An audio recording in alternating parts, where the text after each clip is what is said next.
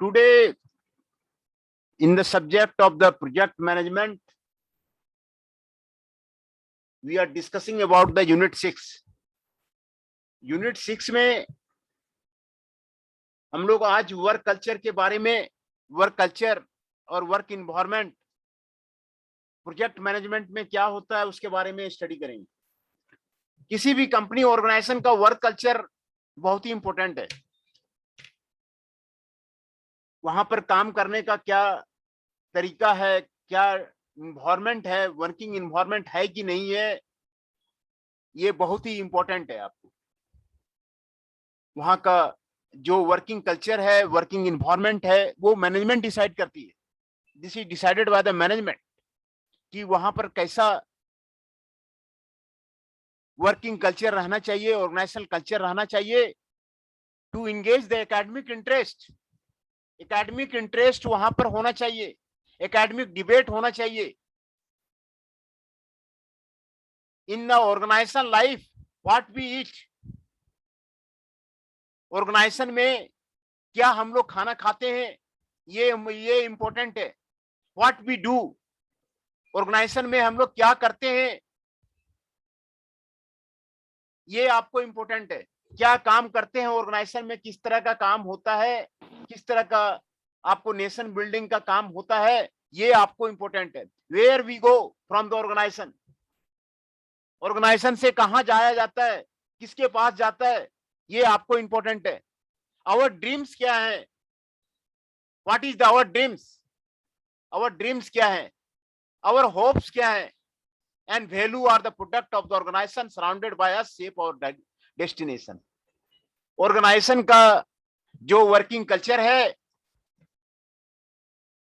वो आपको our destination को सेट करता है।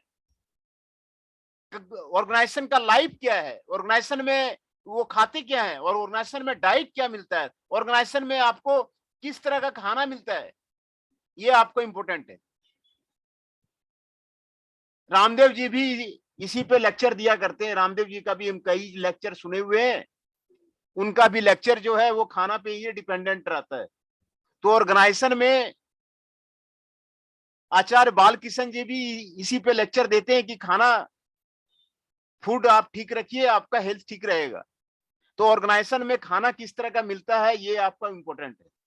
ऑर्गेनाइजेशन का जो कैंटीन है, कैंटीन में क्या मिलता है, ये आपको इंपॉर्टेंट है। What we do in the organization, ये 3 क्वेश्चन यहाँ पे दिए हुए हैं। What we do in the organization, organization में रिसर्च कल्चर है कि नहीं है, बच्चे प्रोजेक्ट करते हैं कि नहीं करते हैं, वहां पे रिसर्च करते हैं नहीं करते हैं, एकेडमिक इन्वायरमेंट है कि नहीं है। What the teachers do here, what the students do in the organization, ये आपको इंपॉर्टेंट है। ऑर्गेनाइजेशनल कल्चर का, किसी यूनिवर्सिटी का, किसी कॉलेज का आपको इंपॉर्टेंट है। क्या कैंटीन में खाना मिलता है, ये आपको इंपॉर्टेंट है। वेयर वी गो, कौन सा इंडस्ट्री में जाते हैं विजिट के लिए, कौन कौन सी इंडस्ट्री में स्टूडेंट विजिट के लिए जाते हैं, कितने इंडस्ट्री फेयर को अटेंड करते हैं, कितने ऑटो एक्सपो अटेंड करते हैं, इंडस्ट्रियल विजिट कितने होते हैं, ये आपको ऑर्गेनाइजेशन में आपको इंपॉर्टेंट है। आवर ड्रीम्स क्या है, आवर होप्स क्या है, and value of the product organization surrounded by us and shape our destination, ये हमारा जो है डेस्टिनेशन को सेट करता है। Few decades ago organization were foremost part of their culture, जो है किसी कंपनी का आपको बहुत जरूरी है। Culture change is increasing being recognized as an important aspect of the total quality development. Culture को चेंज करना, कल्चर को चेंज करना, संस्कृति को चेंज करना, और अपने जो भारतीय मूल का संस्कृति है उसको मेंटेन रखना, ये आपको जरूरी है। हमारा देश जो है कल्चर चेंज की वजह से ही, अंग्रेजों के आने के वजह से ही कल्चर चेंज हुआ और हमारा जो है डैमनिश हुआ, कल्चर डैमनिश हुआ। तो हमारा भारतीय संस्कृति को बचाए रखना वो आपको जरूरी है। ऑर्गेनाइजेशन में क्या चीज जो है कल्चर वहां पे लगाया जाता है, ये आपको वहां पर आपको जरूरी है। भारतीय संस्कृति के बारे में आपको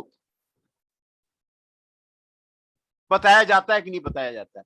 एम्प्लॉय सेटिस्फैक्शन एंड रिटेंशन है कि नहीं है, एम्प्लॉय वहां पर आपको खुश है कि नहीं, सेटिस्फाइड है कि नहीं, ये जरूरी है। जब तक सेटिस्फाइड नहीं होगा वो काम नहीं करेगा। एम्प्लॉय रिटेन रहता है कि नहीं रहता है, किसी ऑर्गेनाइजेशन में एम्प्लॉय बराबर छोड़ के तो नहीं जाता है, रिटेंशन है कि नहीं, ये आपको बहुत ज्यादा इंपॉर्टेंट है वो ऑर्गेनाइजेशन कल्चर में। किसी ऑर्गेनाइजेशन का एम्प्लॉय रिटेंशन सबसे बड़ा फैक्टर है। जो वो स्पेशलाइज्ड आदमी होता है, ऐसा नहीं है कि ब्रेन ड्रेन ज्यादा है। इंडिया में क्या है ना, ब्रेन ड्रेन ज्यादा है। आईटी से पीएचडी कर लो जी, आईटी से बीटेक कर लो जी, और अमेरिका चलते हैं। तो एम्प्लॉय रिटेंशन आपका जो है बहुत जरूरी है। एम्प्लॉय को आप बीटेक तो यहाँ करवा रहे हैं, लेकिन करवाने के बाद बीटेक कराने में आपको 10 लाख रुपए का खर्चा है। वो 10 लाख रुपए खर्चे करने के बाद वो वहां यहाँ रिटेन करता ही नहीं है, लड़का यहाँ रहता ही नहीं है। वो आप अपना विदेश चला गया जी, जिस दिन डिग्री मिला बैग उठाया गया अमेरिका जी। तो उससे 10 लाख रुपया जो भी खर्च हुआ वो भी बेकार गया, उसने इंडिया के लिए काम करा ही नहीं। तो एम्प्लॉय सेटिस्फैक्शन एंड रिटेंशन आपको बहुत बड़ा फैक्टर है। High level of the absentees and staff turnover can affect the bottom line. Absentees ज्यादा नहीं होने चाहिए। क्यों एब्सेंटेज हो रहा है, क्यों को एब्सेंटीज का वो आपको चेक करना चाहिए कि एब्सेंटीज ज्यादा जो है किसी ऑर्गेनाइजेशन में नहीं होना चाहिए। किसी भी ये आपको ये एचआर का जो है मेन काम है कि वो चेक करे। एचआर का मेन काम है कि वो चेक करे कि किसकी जो है मंथली एब्सेंटी कितनी है मंथली, और उसको नोटिस भेजे। ये एब्सेंटी ज्यादा नहीं होना चाहिए। Staff turnover affect the bottom line. Recruitment and retaining take over their top. ये आपको इन्वायरमेंट के लिए आपको जरूरी है।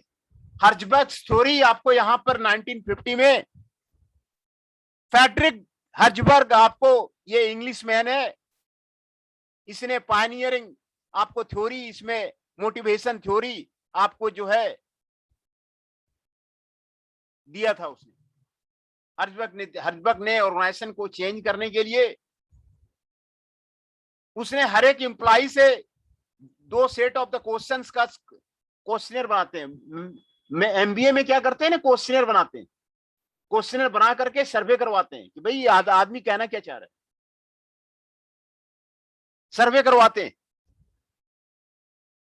जो आपको G7 कंट्री है, जापान है, जर्मनी है, ये इसी से आपको इंप्रूव हुआ। वो सर्वे कराते हैं ऑर्गेनाइजेशन में, बराबर सर्वे चलता है उनका कि वो आदमी बोलना क्या चाह रहा है। तो उन्होंने हर्जबर्ग ने दिए 2 सेट ऑफ द क्वेश्चन का थ्योरी कराया था, आपको सर्वे कराया था। Think of A time when you felt specially good about your job, why did you feel that way. ये पहला क्वेश्चन था। दूसरा क्वेश्चन था think of A time when you felt especially bad about your job, why did you feel that way। ये Herzberg की motivation theory है जो आपको हर्जबर्ग ने आपको इसमें आपको किया था। हर्जबर्ग ने इंटरव्यू लिया and the theory has been developed by the Herzberg. Herzberg ने आपको मोटिवेशन थ्योरी आपको दिया था उसने। तो अप्लाइंग द थ्योरी, हर्जबर्ग जो इंग्लैंड का है, उसने रियल वर्ल्ड प्रैक्टिस में सेटिस्फैक्शन के लिए, एम्प्लॉय सेटिस्फैक्शन के लिए ये बातें उसने बताई। जो कंपनी एंड एडमिनिस्ट्रेटिव पॉलिसी जरूरी है, ऑर्गेनाइजेशन पॉलिसी जरूरी है, ये आपको मैनेजमेंट करेगा। कंपनी की पॉलिसी कौन बनाएगा, मैनेजमेंट बनाएगा। एडमिनिस्ट्रेटिव की पॉलिसी कौन बनाएगा, वो मैनेजमेंट बनाएगा। उसकी रूल को उसको डिसाइड करेगा, जिससे कि हर एक एम्प्लॉय आपको मोटिवेटेड रहे। अगर एम्प्लॉय का फ्रस्ट्रेशन रहता है तो वो काम ठीक से नहीं करेगा। Employee man must be motivated, उसको जॉब सिक्योरिटी चाहिए, जॉब सिक्योरिटी मेन चाहिए उसको।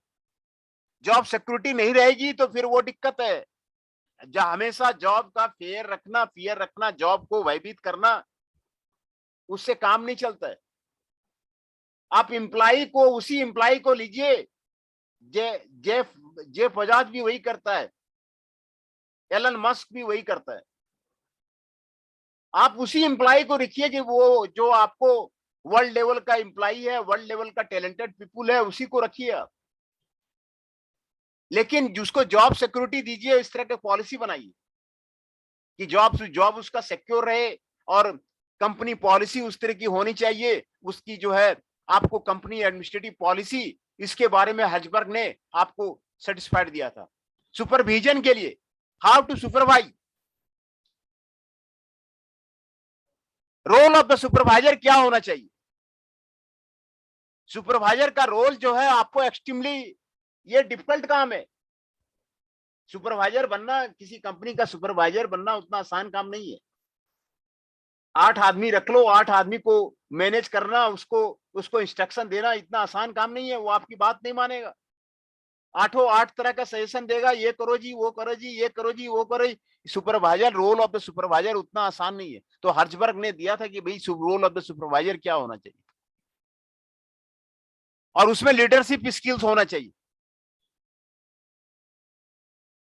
सुपरवाइजर को ही हैज टू बी बिकम एक लीडर। लीडर भी कई तरह के होते हैं। मैंने हमारे लेक्चर में वो लीडर के बारे में बताता हूं कि मैं लीडर किस तरह के होते हैं।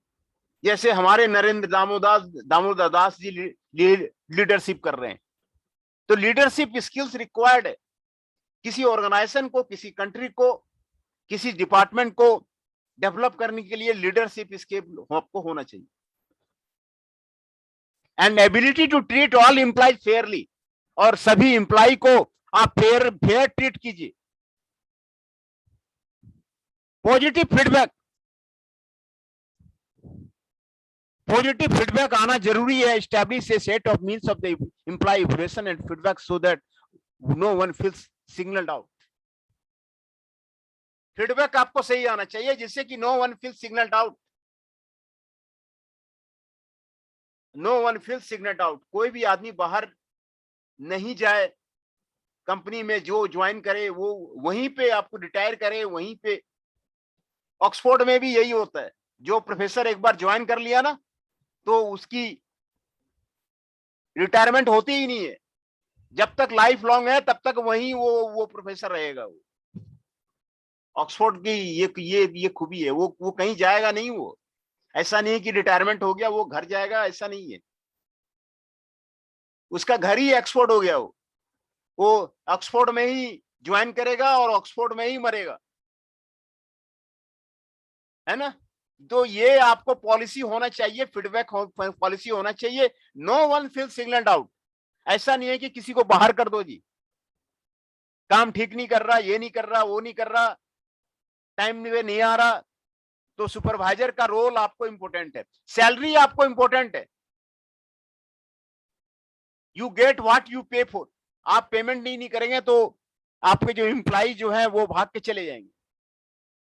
Policy related to salary and raises, salary का राइज करना आपको जरूरी है। And the bonuses and bonus होना आपको जरूरी है ना। सैलरी आपको सही टाइम पे देना ये आपको जरूरी है। आप सैलरी नहीं देंगे तो एम्प्लॉय क्या करेगा? वो तो फ्रस्ट्रेटेड रहेगा वो। तो जो आपने ये कंपनी की पॉलिसी, ये हर्जबर्ग साहब कहते हैं कि भाई जो आप पॉलिसी बनाओ। हाँ बताइए। अटेंडेंस ले ली क्या आपने? नहीं अटेंडेंस लिया नहीं है, अटेंडेंस ले लेता हूँ। Okay sir. अटेंडेंस ले ले रहा।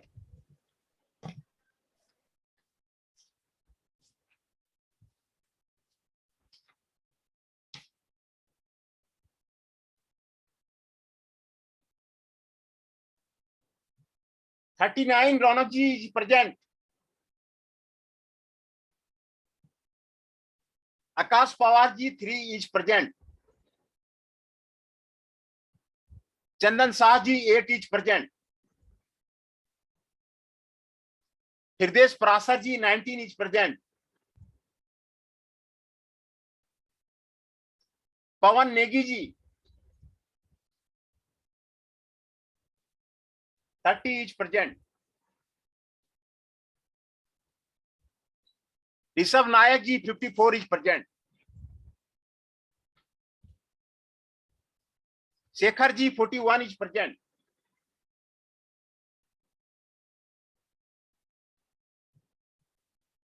आशीष जी 7 इज प्रेजेंट।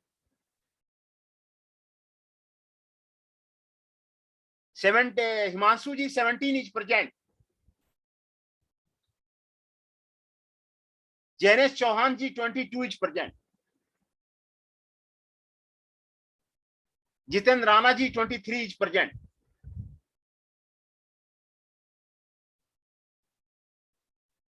जो प्रेजेंट है उसके बारे में फिर से हम बता देते हैं। Jitendra Rana ji 23 is present. Jainesh Chauhan ji 22 is present. Himanshu ji 17 is present. Ashish ji 7 is present. Shekhar ji 41 is present. Rishabh Nayak ji 54 is present. 19 ME 54 L Rishabh Nayak ji present. Hriday Parashar ji 18 ME 019 is present. Chandan Shah ji 18 ME 08 is present. Akash Pawar ji 18 ME 03 is present. 18 ME 039 Raunak ji is present. And Pawan Negi ji is present.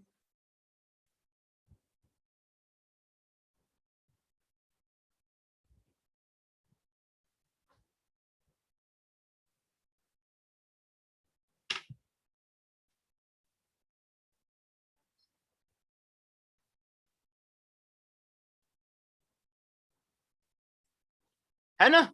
तो हम सैलरी की बात कर रहे थे। Salary को सही define ये एचआर का काम है। एचआर ह्यूमन रिसोर्स मैनेजर जो रहता है उसका काम है कि उसको सही टाइम से उसको प्रमोशन की पॉलिसी रखे। राइजेज का क्या क्या पॉलिसी, बोनस, आपको दिवाली में बोनस देना जरूरी है। दिवाली गिफ्ट सारी कंपनियां देती है। दिल्ली में, एनसीआर में, गुड़गांव में बोनस दिया जाता है। दिवाली में बोनस दिया जाता है। तो ये बोनस देना आपको जरूरी है ना?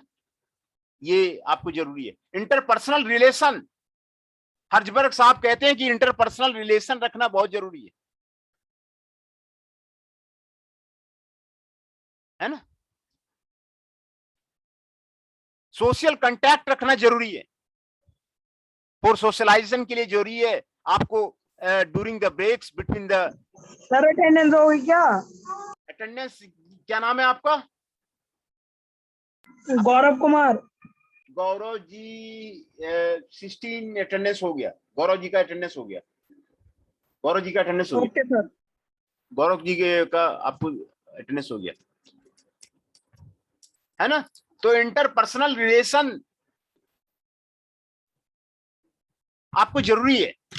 इनएप्रोप्रिएट बिहेवियर किसी एम्प्लॉय के साथ में आप मत कीजिए। आप एम्प्लॉय को साथ में लेके चलिए, तभी आप सक्सेसफुल मैनेजर बनेंगे। आप you will also become a engineer and manager in A company. आप बिहेवियर सबसे अच्छा रखिए, ऑफेंसिव कमांड रखिए। एंड रूडनेस बिहेवियर कभी वो आपको क्रैक करता है, आपको मुसीबत में डाल देगा। आप किसी एम्प्लॉय के साथ में रूड बिहेवियर मत कीजिए। पहले रिलेशंस आप सही कीजिए कि भाई कौन आदमी है, क्या करता है। डिस्ट्रप्टिव बिहेवियर कभी मत रखिए, नहीं तो आपको बहुत ही परेशानी होगी। मैनेजर को, वर्कर को हैंडल करना उतना आसान काम नहीं है। इसके लिए आपको इंडस्ट्रियल रिलेशन, आपको एक मैनेजमेंट वाले एक चैप्टर पढ़ते हैं, एक बुक पढ़ते हैं, एक सब्जेक्ट पढ़ते हैं कि आपको इंडस्ट्रियल रिलेशंस रखना जरूरी है। नहीं आदमी काम करना चाह रहा है, मत काम करने दीजिए, आप सबके साथ में रहिए। नहीं कर रहा, नहीं करने दीजिए। आज जी स्ट्राइक करना है तो स्ट्राइक करना, आज ये करना है तो वो करना है। बल रिलेशन आप खराब मत कीजिए, नहीं तो आप दिक्कत में पड़ जाइए। है ना। तो ये जरूरी है। दूसरा, वर्किंग कंडीशंस आपको जो है बढ़ाना जरूरी है। ये आपको ट्रेमेंडस इफेक्ट देता है।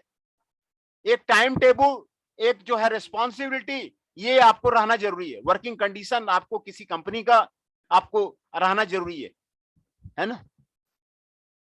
वर्किंग कंडीशन आपको सही रहना जरूरी है।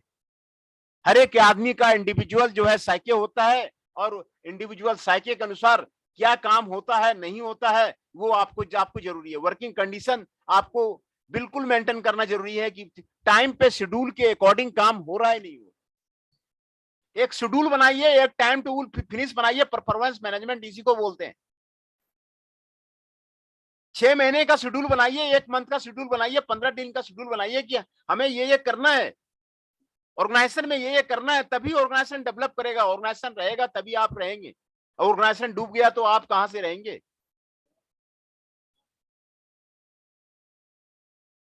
तो वर्किंग कल्चर, जापानीज पीपुल है ना, ये वर्किंग कल्चर अच्छी तरह जानते हैं। उनका वर्किंग कल्चर बहुत ही अच्छा है। तो मारुति से जो है ना, कई ऑफिसर्स को वहां जापान भेजा जाता है कि आप जाइए थोड़ा वहां जापान में, आप थोड़ा वहां का कल्चर सीख के आइए, जापान का थोड़ा कल्चर सीख के आइए, उसके बाद यहाँ पर आप काम कीजिए। एक डेली का टाइम टेबल बनाइए कि करना क्या है,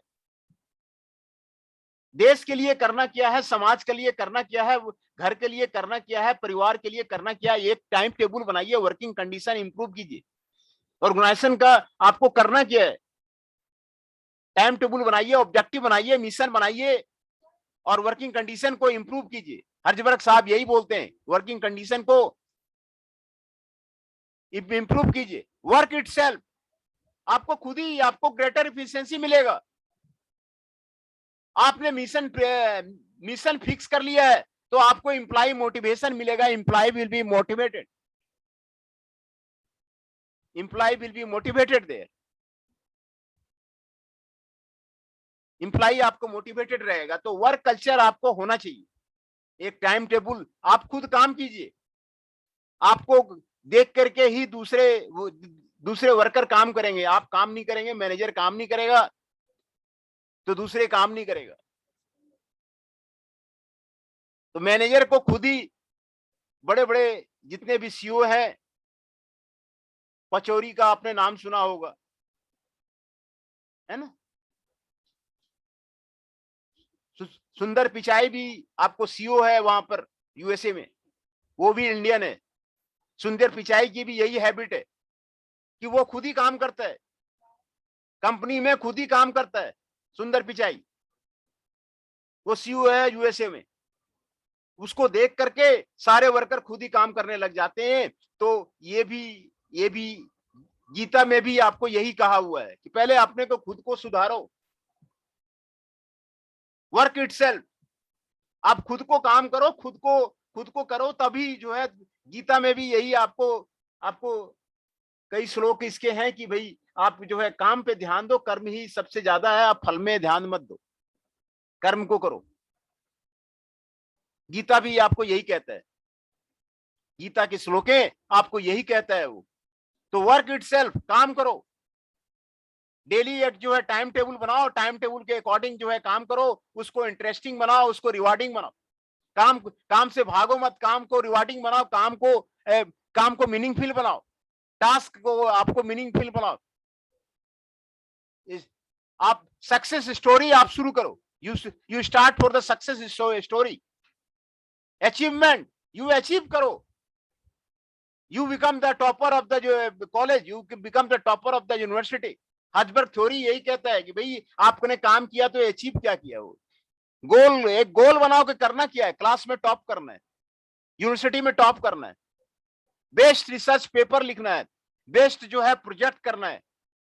एक एम बना लो, अचीवमेंट का एक टारगेट बना लो कि ये करना है, वो करना है। और receive the regular timely feedback. 15 दिन के अंदर ये करो कि भाई हमने अचीव करा नहीं करा, वो जो करना था हमने अचीव करा नहीं करा, and how it is possible. Achievement जरूरी है। आपने अचीव ही नहीं किया, मेडल ही नहीं लिया, ओलंपिक में मेडल ही नहीं लिया, तो आपको साल भर की मेहनत बेकार चली गई। बेकार गई नहीं गई। आपने ओलंपिक के लिए रेडी किया, आपको मेडल मिला नहीं, ब्रांज भी नहीं मिला, तो फिर आप तो पूरा लाइफ लॉन्ग निराश होकर के घूमते रहेंगे। तो अचीवमेंट जरूरी है, अचीवेबल गोल सेट कीजिए कि और स्टैंडर्ड बनाइए कि हमें कहां तक हम जा सकते हैं। हम एशिया लेवल का मेडल ले सकते हैं कि नेशनल लेवल का मेडल ले सकते हैं कि स्टेट लेवल का मेडल ले सकते हैं। स्टेट लेवल का मेडल ले सकते हैं कि नेशनल लेवल का ले सकते हैं कि एशिया लेवल का ले सकते हैं कि वर्ल्ड लेवल का ले सकते हैं। ये आप टारगेट फिक्स कीजिए और अचीवमेंट करके रखिए। आपको देख के ही, अचीवमेंट को देख के ही सब बोलेगा। हम प्राइम मिनिस्टर साहब का भाषण सुन रहे थे, अश्विनी लेखेरा जी ने गोल्ड मेडल जीता, प्राइम मिनिस्टर साहब का हम भाषण सुन रहे थे कि एक गोल्ड मेडल लेता है तो सारा भारतवर्ष गर्व करता है। तो अचीवमेंट जरूरी है। आप कॉलेज में टॉप करेंगे, यूनिवर्सिटी में टॉप करेंगे, आपका जो है बिहार के टॉपर होंगे, हरियाणा के टॉपर होंगे, तो आपका फैमिली भी गर्व करेगा, आपका सोसाइटी भी गर्व करेगा। अचीवमेंट आपको जरूरी है। अचीवमेंट नहीं हुआ तो सारा बेकार चला गया। तो अचीवमेंट हर्जबर्ग साहब भी यही आपको करते हैं। रिकॉग्निशन जरूरी है। रिकॉग्नाइज कर रहा है नहीं कर रहा है, एम्प्लॉय ऑफ द मंथ, आप अपने ऑर्गेनाइजेशन में एम्प्लॉय ऑफ द मंथ का आप जो है एक सर्टिफिकेट दीजिए, which employ is doing good, recognise कीजिए। रिकॉग्निशन जरूरी है। रिकॉग्निशन फॉर द अचीवमेंट ये आपको जरूरी है। ये हर एक कंपनी का मैनेजर का, ओनर का काम है कि जितने एम्प्लॉय काम कर रहे हैं, एम्प्लॉय फॉर द मंथ का सर्टिफिकेट उसको दें। इससे एम्प्लॉय आपको मोटिवेटेड होता है। रिसर्च, कोई भी प्रोजेक्ट करिए, रिसर्च करिए, उसमें रिकॉग्निशन आपको जरूरी है। एम्प्लॉय भी मोटिवेटेड होता है, उसको देख करके दूसरा एम्प्लॉय भी मोटिवेटेड होता है। तो वर्क कल्चर कैसे डेवलप करेंगे? वर्क कल्चर ऐसे ही डेवलप होता है। How to develop the work culture? जब तक कि आप अवार्ड वगैरह नहीं देंगे, प्राइज वगैरह नहीं देंगे, तो स्टूडेंट कहां, आप जो है प्राइज दीजिए बच्चों को। जो बच्चा अच्छा प्रोजेक्ट बनाता है उसको प्राइज दीजिए, जो बच्चा अच्छा प्रैक्टिकल फाइल बनाता है उसको प्राइज दीजिए, जो बच्चा अच्छा क्लास में करता है उसको प्राइज देखिए बच्चे मोटिवेटेड होते कि नहीं होते। तो हर्जबर्ग साहब भी यही कहते हैं, रिकॉग्निशन जरूरी है। जो अच्छा असाइनमेंट अच्छा करता है उसको प्राइज दीजिए, जो बच्चा अच्छा प्रैक्टिकल फाइल बनाता है उसको प्राइज दीजिए। तो हर्जबर्ग साहब का कहना बिल्कुल सही है। इससे वर्क कल्चर डेवलप होता है। वर्क कल्चर तभी बनेगा, आप कुछ प्राइज वगैरह देंगे ही नहीं तो कहां से वर्क कल्चर बनेगा? कितनी कंपनियां हैं गुड़गांव में, और वो जो एम्प्लॉय ऑफ द मंथ का प्रोग्राम देती है, ये यहां पर नहीं चलता है। नोबेल प्राइज दे रहा है वो स्विस गवर्नमेंट दे रही है, स्टॉकहोम में दे रही है। यहाँ कहां प्राइज मिल रहा है? कहां किसी को प्राइज मिल रहा है? कहां सेटअप हो रहा है? तब प्राइज वहां दिया जा रहा है यूरोपियन यूनिवर्सिटी में, वहां पर ये प्राइज का सिस्टम ज्यादा है। प्राइज का सिस्टम वहां पर ज्यादा है, इसीलिए वो लोग डेवलप हो रहा है। मोटिवेटेड रहता है, पीपुल मोटिवेटेड रहता है, टीचर मोटिवेटेड रहता है, स्टूडेंट मोटिवेटेड रहता है। तो यहाँ वो सारी चीजें जो वहां पे हो रही है, यहाँ जो स्विट्जरलैंड में हो रहा है, वही आपको यहाँ करने की जरूरत है। यही यहाँ पर आपको रिकॉग्नाइज करने की जरूरत है। रेस्पॉन्सिबिलिटी, हर एक आदमी रेस्पॉन्सिबिलिटी को फील करे, वो अपना कंपनी को अपना ऑर्गेनाइजेशन समझे। जो उसको काम दिया जाता है उसको काम करे, वो फ्रीडम के साथ में काम करे, motivated to do their job, have ownership of their work. अपने काम का जो है ओनरशिप जो है रखे, है कि नहीं? तभी अपने रेस्पॉन्सिबिलिटी को समझे, अपने रेस्पॉन्सिबिलिटी को, जो चैलेंजिंग टास्क है उसको करे। और वो अपने एम्प्लॉय हमेशा फ्रीडम महसूस करे और उसको करे। इसी को रेस्पॉन्सिबिलिटी बोलते हैं। जो काम दिया गया है उसको सही समय पे कर लिया। जापानीज पीपुल बिल्कुल सही समय पे करते हैं, इसीलिए वो एडवांस कंट्री है। इसीलिए इकोनॉमिक स्टेबिलिटी है उसके यहाँ, कल्चर है उसके यहाँ। उसके यहाँ स्ट्राइक वगैरह नहीं होती है। जापान में कभी आप सुनिएगा नहीं कि वहां पे स्ट्राइक चल रहा है। जापान में कभी स्ट्राइक वगैरह नहीं होता है। जापान में कभी पीपुल स्ट्राइक नहीं करता है। वहां पे सारे इंडिपेंडेंट हैं, इंडिपेंडेंटली काम करते हैं। उनका कल्चर अलग है। शिंजो अबे पूरा जापान को बिल्कुल सही रास्ते में ले आया और सही कर दिया है। उसकी रेस्पॉन्सिबिलिटी कर दिया है। वो जापानीज पीपुल का वो अपने को रेस्पॉन्सिबल समझते हैं, रेस्पॉन्सिबल टुवर्ड दैट। एडवांसमेंट होना चाहिए, रिवार्ड लॉयल्टी सिस्टम होना चाहिए, एडवांसमेंट होना चाहिए। आज जहां पर है 15 दिन के बाद उससे आगे बढ़े, फिर अगले मंथ में आगे बढ़े।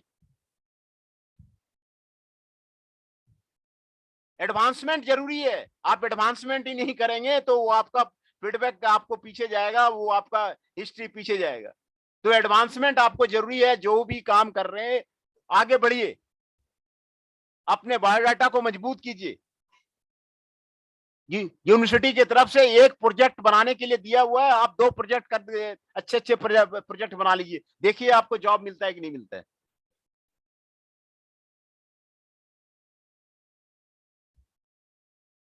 वो 25 पेज का प्रोजेक्ट रिपोर्ट बनाने के लिए बोल रहा है, आप जो है उसको 50 पेज का रिपोर्ट बना के दे दीजिए। देखिए आपका जो है जॉब लगता है कि नहीं लगता है। मैं एक बार ऐसे ही सिंगापुर गया हुआ था। सिंगापुर का कल्चर डिफरेंट है। वहां जो सिलेबस में दिया हुआ है, सिलेबस में जो दिया हुआ है उसको तो पढ़ाते ही हैं, अलग से भी पढ़ाते हैं, एक्स्ट्रा एक्स्ट्रा पढ़ाते हैं। जो जो नई थ्योरी आई हुई है उसको उसके बारे में बताया जाता है कि क्या क्या नई थ्योरी आई हुई है, उसके बारे में बताया जाता है। तो एडवांसमेंट जरूरी है। जब तक कि आप कैरिकुलम को पूरा खत्म नहीं करेंगे और एक्स्ट्रा कुछ बताएंगे नहीं तो फिर बच्चों को फायदा नहीं होगा, है ना। तो ये आपको हर्जबर्ग साहब यही आपको कहते हैं कि एडवांसमेंट आपको जरूरी है। तो employ behaviour is a function of interaction between the personal characteristics and environment around the person.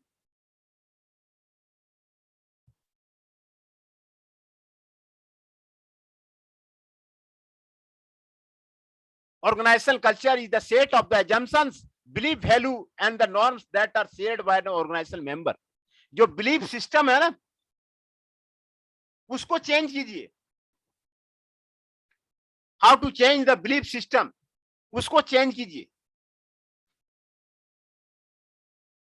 मैं जहां भी जाता हूं घूमने, कनॉट प्लेस गया हुआ था घूमने के लिए, तो देखा वहां ग्रीन दिल्ली का लिखा हुआ है। सब जगह ग्रीन दिल्ली लिखा हुआ है, लेकिन कितना इंप्लीमेंटेशन है। पोस्टर लगे हुए हैं ग्रीन दिल्ली, लेकिन आप देखिए दिल्ली में सफाई है कि नहीं है, मलबे इधर उधर पड़े हुए हैं, उसका कोई सेंस नहीं है।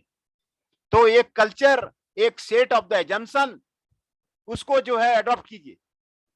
ये आपको चार्ल्स ओरेली भी 1989 में आपको यही कहता है। आपको दिस कल्चर में have consciously created by it's की मेंबर, आपके की मेंबर आपको क्रिएट करेंगे।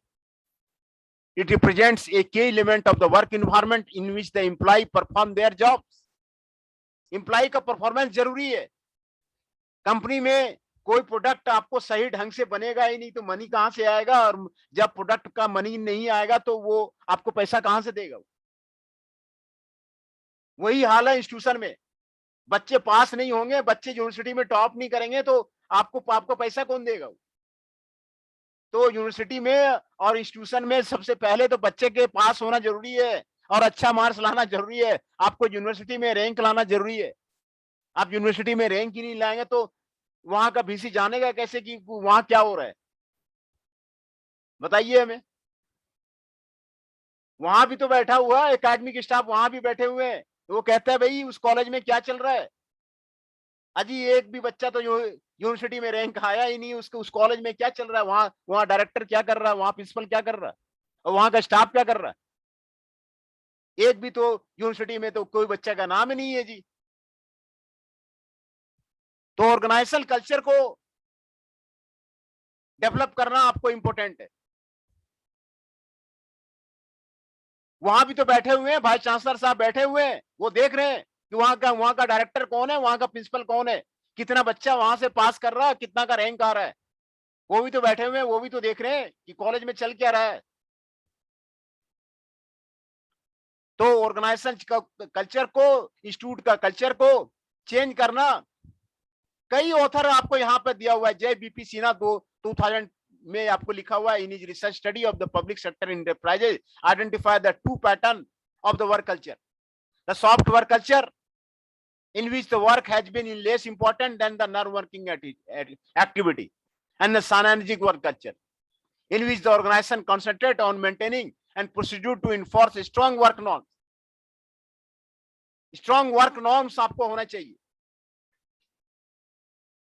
देखिए यहाँ पे रोबिन्स 1986 में आपको लिखते हैं, top management and the kind of the behaviour risk taking होना चाहिए, कंजर्वेटिव होना चाहिए, ऑथोरिटेशन होना चाहिए, इंडिविजुअलिस्टिक होना चाहिए, सोशल होना चाहिए, पार्टिसिपेटिव होना चाहिए,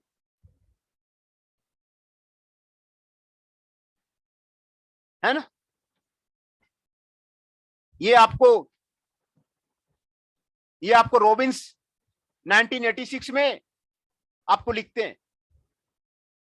most important being the through the story, आपको स्टोरी के थ्रू आपको आना चाहिए, रिचुअल्स होने चाहिए, मटेरियल सिंबल्स एंड लैंग्वेज आपका बिल्कुल सही वहां पर होना चाहिए। सब जगह जो है पेंटिंग की कंपटीशन हो, क्विजेज हो, असाइनमेंट हो, तभी तो वहां पे चेंज होगा। ऑर्गेनाइजेशन में हो क्या रहा है, वाइस चांसलर भी तो बैठा हुआ है, वो देख रहा नहीं क्या कर रहा है वहां पे। कितने डिपार्टमेंटल एक्टिविटी हुए हैं, कितने क्विजेज ऑर्गेनाइज हुए हैं, कितने आपको पेंटिंग की कंपटीशन अरेंज हुई है, कितने क्या हुए, वो सारा रिपोर्ट वो भी तो मांगता है कि भाई हमें रिपोर्ट दीजिए।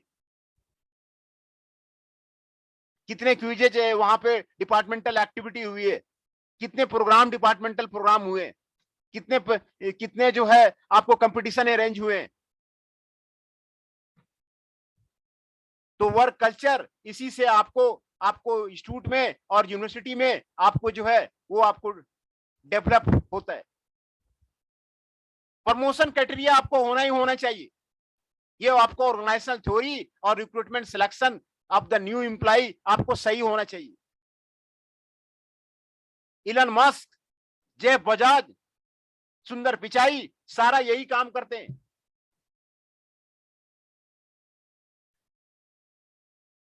सारा यही काम करते हैं। तो वर्किंग कल्चर आपको, ऑर्गेनाइजेशनल क्लाइमेट, सिंडर 1975 में लिखा है, defined a work climate as a perception of the psychology, meaningful moral description that people can agree and characterize a system practices and the procedure. ये आपको सिंडर 1975 आपको जो है वो कहते हैं। तो ये जो वर्क कल्चर का काम है ना, यूनाइटेड किंगडम में ज्यादा आपको रिसर्च वर्क होता है वहां पे, कैसे जो है ऑर्गेनाइजेशनल कल्चर को चेंज करना है, ऑर्गेनाइजेशन को चेंज कैसे करना है, री इंजीनियरिंग कैसे करना है। ये काम यूनाइटेड किंगडम में आपको ज्यादा होता है, ज्यादा थ्योरी आपको वहीं पे आपको डेवलप होती है ना। तो